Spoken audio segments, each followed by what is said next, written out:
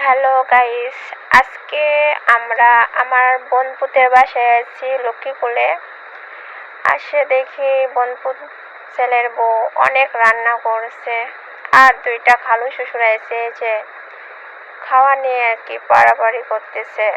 দেখেন অনাহারে আছে মনে হয়, কতদিন খায় না।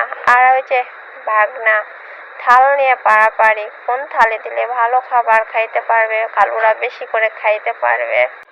বউয়ের খালু শ্বশুরেরা মনে হয় লবণ পানি খায় আইছে না, আর ওদেরকে এত জ্বালাইতাম না। যাই হোক, ভাগনার বাসাতে আসাই হয় না। ভাগনা ফোন দিয়ে অনেক মন খারাপ করে।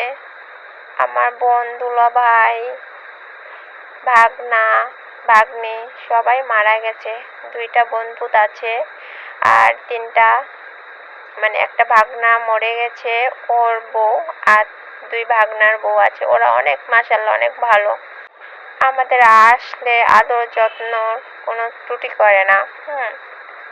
এত ভালো বৌমা পাইছি, আমাদের ভাগ্য করে বৌমা পাইছি। হ্যাঁ, আমার বোন নেই, তারপরও আসলে আমাদের মনেই হয় না যে এই বাসাতে আমার বোন নেই। মাশাআল্লাহ, কপাল গুনে পাইছি ভাগনা বউ গুনান, ভাগনা গুনান। অনেকদিন পরে আইছি তো, ভাগনা বউ অনেক খাবার তৈরি করছে।